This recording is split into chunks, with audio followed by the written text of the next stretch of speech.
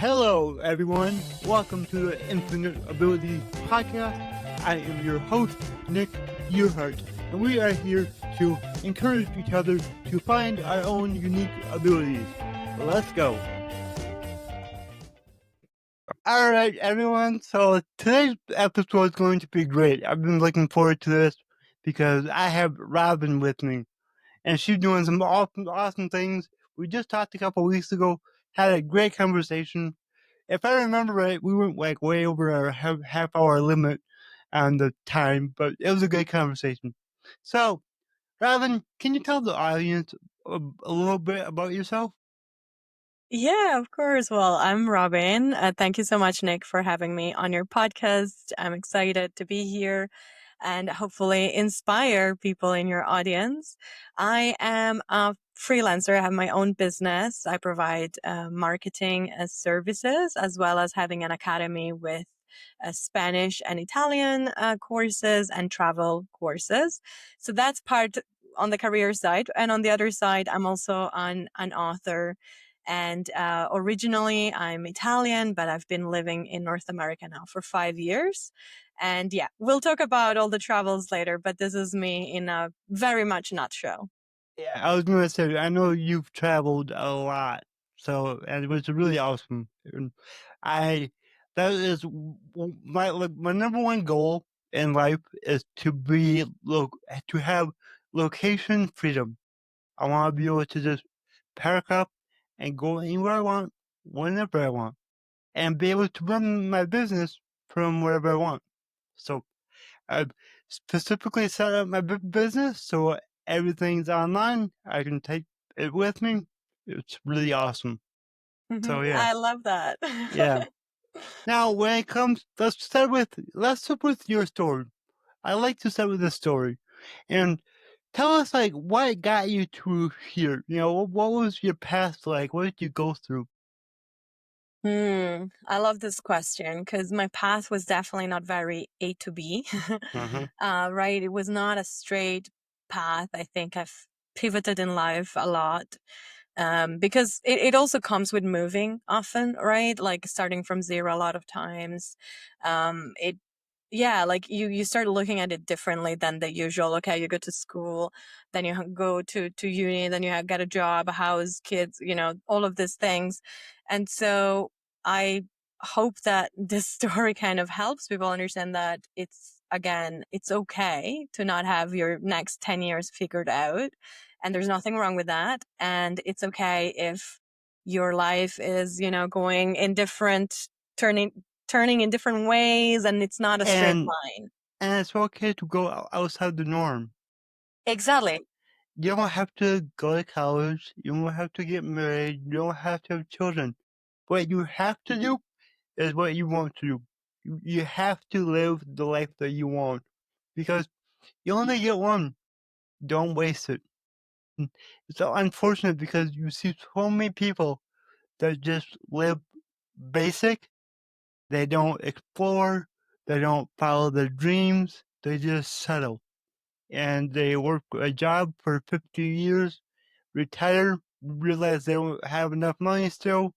And it's just like, go out there and enjoy life while you can. And then, set yourself up for a good retirement. Yeah, exactly. And I think it's mostly like fear. Like if you have this need and right and again call almost to do something in a different way. Again, I don't think everybody necessarily has that call, but if you have it, if it's within you and you have this feeling that you want something more, you want something different, you want to live differently than maybe people around you right now, follow that because you're so right, Nick. Like it's gonna be something that once you're like 80, 70 and so on, you're gonna look back and think like, why didn't I just go for it? Right. Yeah. And again, even if you're like in your 30s, your 40s, one thing, especially working with some, let's say, more senior clients and audiences, is really that it's never too late. I think that's the most important thing to realize. I've heard stories of women starting, their solo traveling journeys at like 50 and over, right? And so really it's about following what you want and following your curiosity. Like give yourself the benefit of the doubt that maybe there is a reason why you're feeling and thinking certain ways, and it's almost like this little cricket near you, Yep. like, right, like in Yeah. Pinocchio. It's a, the little cricket telling you like, okay, you should go. But yeah, so having that little cricket near you, right, and having these thoughts, it's there's usually a reason why, and exploring it again, it doesn't mean that if it's something that at the end doesn't work out for you, there's no way back. Well, more than way back, it's more like there's no other turn you can take, right? There's a lot of this going back to that straight line that I was mentioning before. A lot of this is like it's just forward. You can go forward or you can go back, and not thinking about that. Sometimes you just can take a different turn, right? Going back is hard. I think every experience changes you in a way or the other. So you'll never be exactly back to what you were before. It's just by default in life, right? But you keep on moving forward, and there's always different branches that you can take in this beautiful, I love to say it like our life is like, like the tree of life, right? And so there's so many different branches, there's so many different options, and there's no right formula to live it. And so I think remembering that and removing a bit of that stress that like, my God, if I don't like it, this is gonna like ruin my whole like, next a billion years. No, Yep. it's not, No, it's not that's gonna not. happen. You're gonna learn something about yourself. You're gonna, meet people. There's gonna Mhm. be something that you can take from that experience. And if you don't like it, you can always turn and choose something else. Definitely. And like, I'm only 33, but I'm like looking back, it's like I wish I would have got started on the path I'm on now 10 years earlier. It's like, so no matter where you are in life, like, if you have that desire, go for it. I don't care if you're 18, 30, 40, 50, 60, just go for it. Live the life you want. People are so afraid of failing. Yeah, I went through this with one of my clients, and it's the 7 layers of why.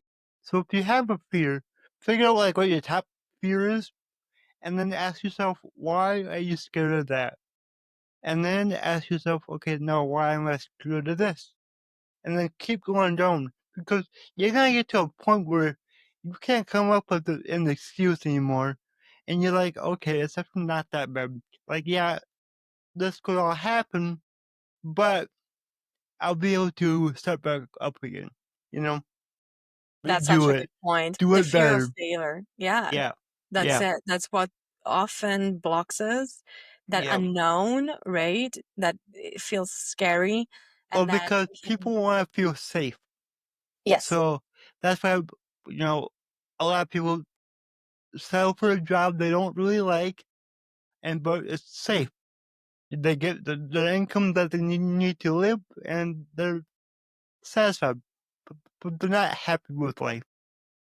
Yeah, that's exactly it. And yeah, not knowing what's on the other side keeps that fear in place, right? And it's just the moment you're able to get over, just take that one step further of that fear and just see what's on the other side. And then you're like, I would say 90% of the time you realize, oh, actually, this is so fine. It's just like Yeah, I didn't know it was here, and so your brain, in that sense, right? Like it's survival mode. Like your brain is there to protect you, and so it injects fear when it's something that it doesn't recognize, something that it hasn't experienced before, right? Because it wants to keep you safe, it wants to protect you. So it's almost like biological that that's the first instinct. And so I think you said something really important here, where it's like taking a moment to even reflect why we feel that feeling, in this case fear, and kind of digging deeper and becoming also almost like also more logical about that fear sometimes can help overcome it and actually like taking that step further that you need to take. yeah, I agree 100%, 100%. So, anybody listening, if you got dreams, just go for it. Just make it happen. Now, you've traveled a ton. So, you want to talk about that a little bit? Yeah, oh yeah, true, because exactly, my life has definitely not been A to B. I've been moving since a very young age, at first with family. So again, I'm Italian, Same but here.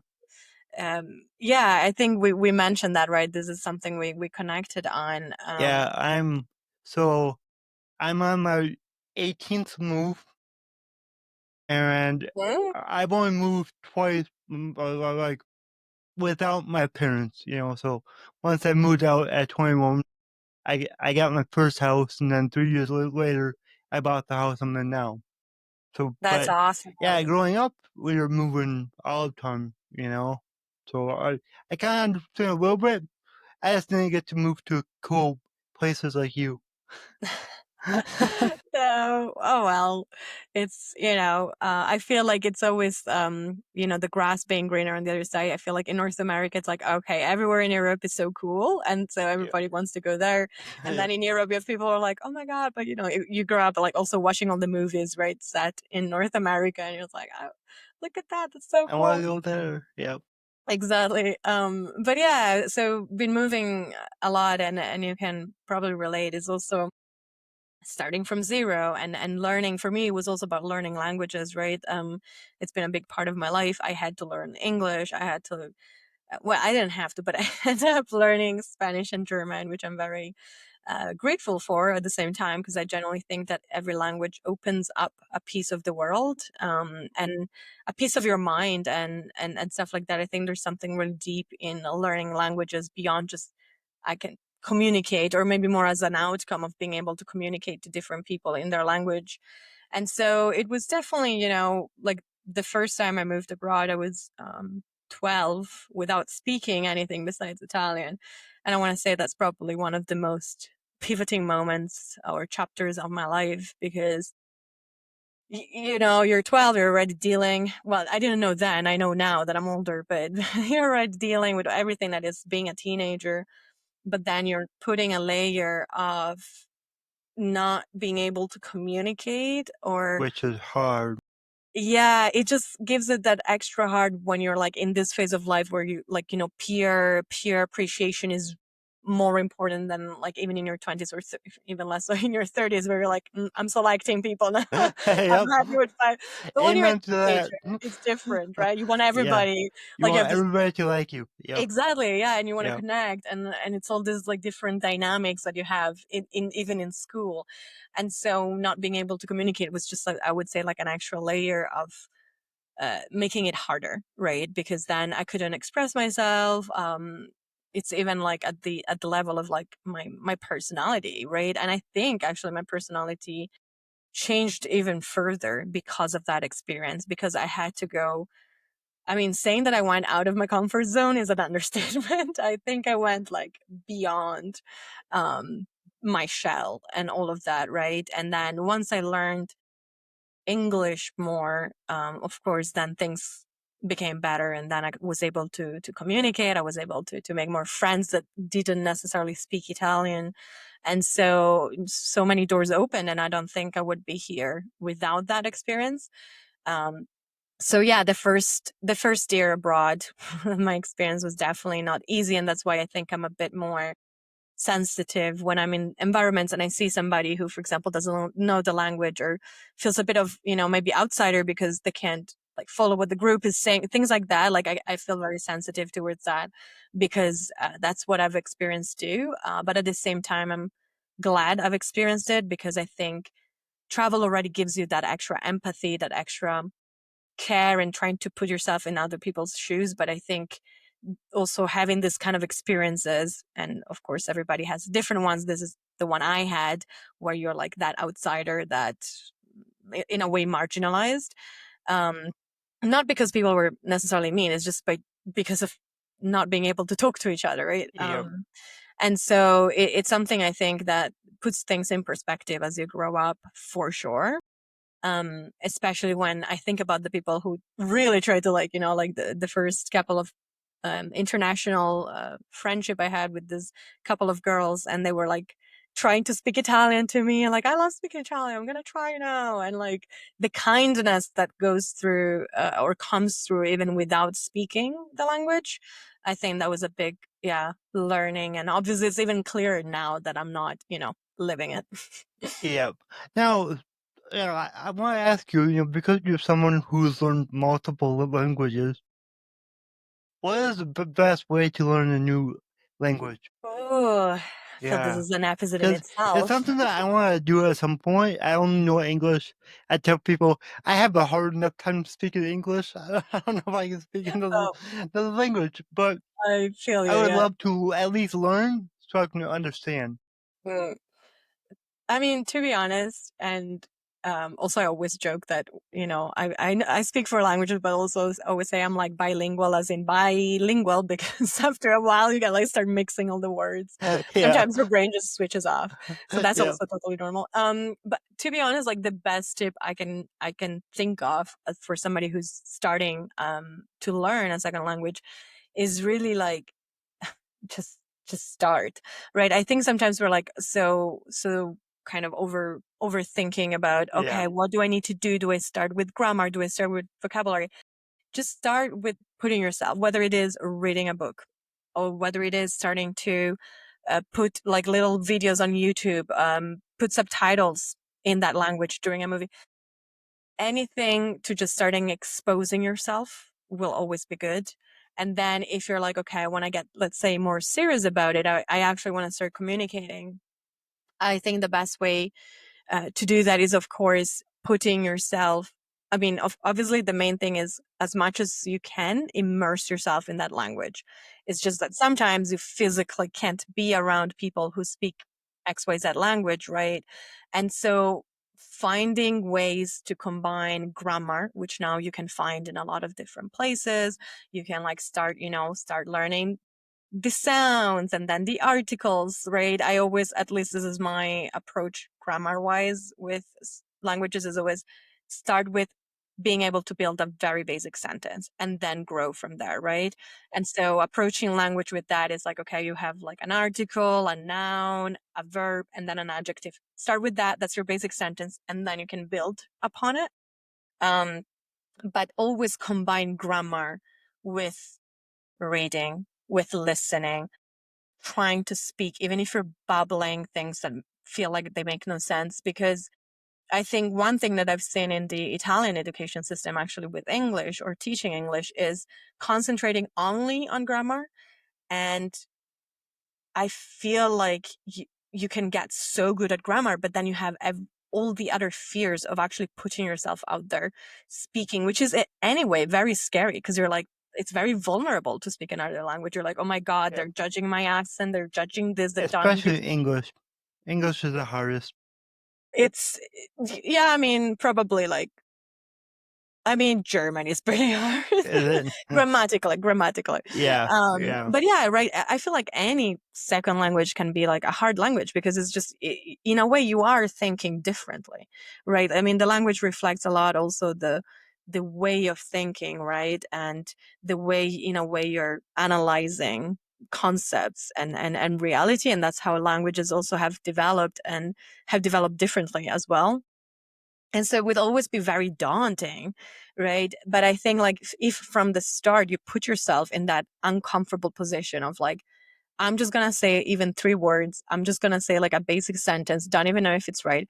I'm gonna listen to something and kind of like, listen first with a transcription, then trying to just listen without anything, right? And just getting comfortable with even just the facial movement of that mouth, the sounds that you need to make in that language, Yep. listening and not being able to understand everything. Right. And so I find like doing that from the get go can really help because if you concentrate only with grammar, you may have the perfect grammar, but then you'll always be too scared to use it. Yeah. I definitely agree. Like listening really helps. Like Mhm. I took Spanish, way back in like middle school, I think, and I basically lost it all now. I can count to 10 or something, but um, It's yeah, something. years ago there was this Spanish song in a movie I liked, and I learned that whole song I love because that. I loved the song. I didn't know what they were saying when I first heard, but then I went and looked up every like well, I looked up on YouTube like English subtitles for the song. I was like, huh, That's cool. perfect. That's But exactly yeah, it. And maybe mhm, this is the way you more easily learn a language, right? Because that's the other thing I've learned, like especially working with students. I mean, again, your own journey in life is unique as much as your own learning style. And so one thing that I like to do with like newer students is also the first 30 days really challenge, like every day doing a little challenge, taking up to 5 minutes. And it's, for example, listening to a song, watching something, and that way reading, speaking, like recording yourself speaking or reading out loud, and that way you also realize a bit what works best for you. So I've had students like you where we're like, the music, the song, that was the way to go for them, right? And they really improved. And then others were more like just reading, and that was what helped them more. I really think that finding that in the first even month of learning the language can help, because especially if you're not in the country, or you don't have people around you where you can just go and speak to them, you have to immerse yourself, and the only way is by adding even 10 minutes a day of that language, like as much as you can, making it almost like a, if you're meditating, for example, every day, well, add that to that kind of routine, maybe in the morning, maybe in the evening, to keep it fresh. And That's so called habit stacking. exactly, exactly. And to be honest, like it's, even when you're more advanced, like this is at any point in time, it's good to have something. For example, for me, movies. I love to watch movies in the language. This is something that has helped me a lot with all the languages I've learned. And it's something I still do because, for example, here in North America, there's not much, going on in German No, or right. And I'm like, I don't no. want to lose the languages. And if you're not exposed to it, even Italian for that matter, sometimes it's hard to, switch the language and so on, no matter how advanced you are. So it's always good to find the method that helps you keep it fresh in your head. Thank you for those tips. That's super helpful. And I'm gonna start doing that probably tomorrow, actually, because now There you you got me go. It's curious. your I'm like, Spanish I learning want to starting. learn. Yeah. So let's talk more about your business. So how you help people? Yeah, so actually my business started off on the academy side. I've always been big in education. I believe that's a very important piece of our lives. And Definitely. so, again, building those courses and programs for language learners, specifically Spanish and Italian in my case. But then also the part of like career. I think because, again, my own career has also not been A to B. Like you move often. Every time you change country, also, you have to like almost build experience in that country, right? So I've definitely had a varied career looking back, before entering more of like business development and marketing, which is where I ended up in corporate eventually. But I think it's been important. And so part of what I wanted to do was helping people figuring that out. I think sometimes we're like in those in between chapters of life and we feel a bit lost in what we want to do. And I think nowadays it's more and more important to also align it with the lifestyle that you want. And so, a lot of the people I help are people so that I think you mentioned at the beginning, actually, people who want a bit of location freedom, right? Whether they want to travel full time or they just want to travel more, just don't want to have to worry of like being physically somewhere. Yep. And so for those who, can do that, they want to figure out how to do that. And that's kind of like where I like to help and mentor others so that they can, you know, find also like a lifestyle connected to their career and vice versa, Yep. that makes them feel more fulfilled. I guess that's what I mean. Amazing. I love what you do because you're helping people do and live the life that I want. I just gotta get this, business, to the next level, and I'm good. Think the first thing that I'm gonna do is, well, probably not the first, but at some point, I want to buy an RV and travel the country. Oh my God, Yeah, yes. Okay. yeah. So Manifesting. This is you yes, telling the universe. I love definitely, that. Yes. definitely. Yes. Because I'm that's like, waiting for the pictures on social. oh yeah, they'll be there. Don't Yes. worry. But yeah, that's one thing that I've always wanted to do. I used to go camping when I was a kid. A few years ago, I had my own camper, but I don't have it anymore. I blew a tire on the way home and it totaled it out. So that's gone. But Yeah, so I think it'd be just amazing just to go and just not really know where you're going. Like, just drive until you get to a cool location, stop, hang out there for a few days, hit the road again. And, like, technology's amazing these days. You know, you can have internet service wherever you are, basically. Thanks to Elon, he's kinda making that happen. So, yeah, so, you know, you can just go and run your business wherever you are. Yeah, that's exactly, and I think especially I would say in US, Canada, like there's a lot of places that are like very van life friendly. And I Yep, think that's also why more definitely. people are doing that. And as you said, I think maybe even more so in the US, like a lot of RV kind of like parks, and you can just like camp there for whatever amount of times. And usually it's like open enough that you can just have like the satellite to have internet, or even they have internet sometimes on those. So you can figure it out for sure. Like you can be like, okay, I'm gonna be in the wild, but then I have to work, and you can find a way to be somewhere with Definitely. internet. And yeah, like there's RV parks everywhere. Like just in my county, which a county's not very big, I bet you we have 8 of them. Like they're just everywhere. So Wow. you and like you are right. Like the U.S. is kind of set up better for big RVs like that. Yeah, but it's just set up better for big trucks in general. So Yeah, no, there's definitely a big RV trailer community. Like yeah, I would say particularly in the US, and then Canada in the areas that are more yeah, populated. definitely, definitely. Awesome.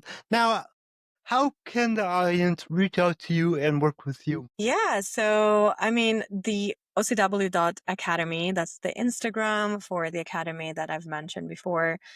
So again, you can always DM, like if you have questions or want to have a conversation, always happy to have that. And then, of course, also the website, ourconnectedworld.ca. So those probably are the best ways to connect with me. Awesome. And then I gotta ask you, my slogan is your abilities are infinite.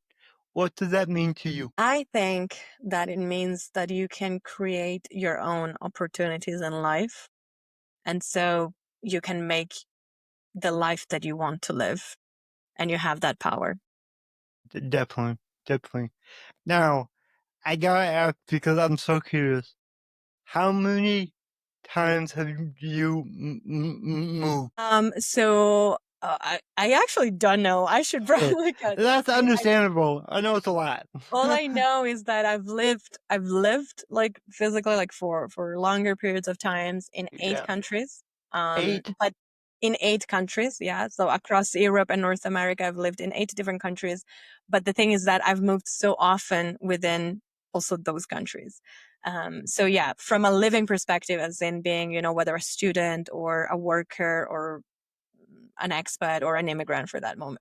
Like now, I'm an immigrant, ready to Yeah, here. yeah, So, yeah, eight countries, but within that, it's so many. I can't even count. yeah. Sometimes That's I was like, I've been quite nomadic to the point that every like even 3 months, even if I was more stable, even every 3 months, I would make a move. So can't count. I think.